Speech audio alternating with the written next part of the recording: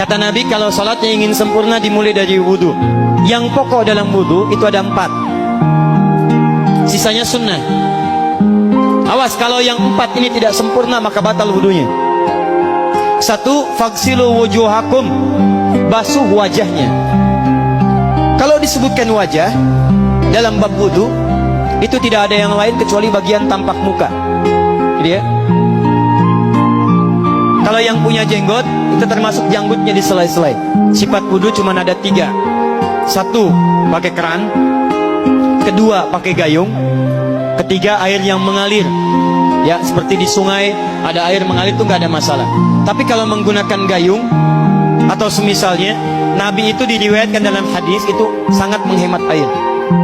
Bahkan pernah beliau kemudian berwudu, kalau kita kemudian hitung itu hanya sejumlah Pak, seaqua gelas Pak, cukup. Atau yang kedua, menggunakan keran ya. Kalau sekarang kita ada keran, contoh ini kerannya. Ya. Kerannya agak tinggi sedikit. Dan kita sesuaikan. Ambil airnya. Misal contoh, ghosala. Ghosala itu bukan ditumpahkan, ambil air, tumpahkan di tempat yang akan dibasuh gini. Yang telunjuk itu kemudian menghapus atau menghilangkan kotoran di sela-sela mata, contoh.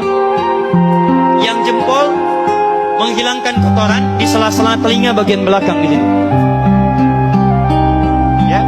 Kalau misalnya saya mulai ambil airnya, kemudian saya tumpahkan di sini, yang telunjuk membersihkan di jari-jari di sini, di sela-sela mata.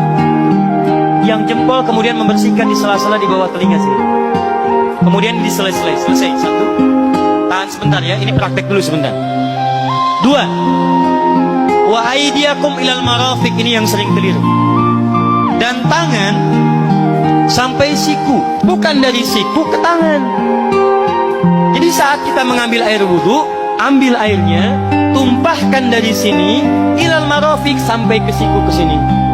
Balikan lagi ke depan.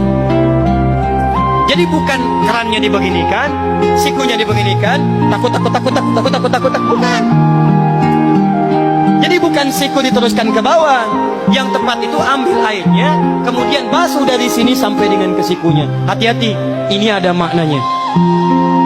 Dan jika benar di hadis Muslim, jika orang wudunya benar seperti ini, maka bersamaan dengan jatuhnya air wudu itu, jatuh pula dosa-dosa dan kotoran yang melekat pada anggota tubuhnya.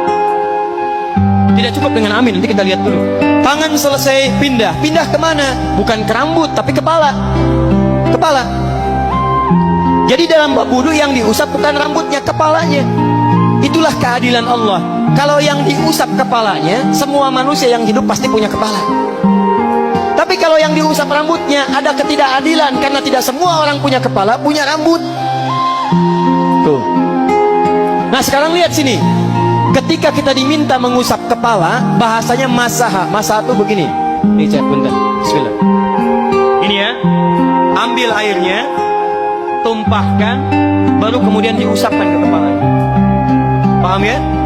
Kalau yang ghosala, ambil, tumpahkan di tempat yang akan dibasuh. Tapi kalau masaha, hati-hati. Ambil airnya, tumpahkan, baru diusap. Jadi bukan diambil air, tumpahkan di kepala. Yang dibasuh kepalanya bukan rambutnya. Jadi kalau ada laki-laki sudah dandan, sisiran, rapi, tiba-tiba keran dibuka, yang diusap cuma rambutnya, ulak, itu batal wudunya, tidak sah, harus diulang.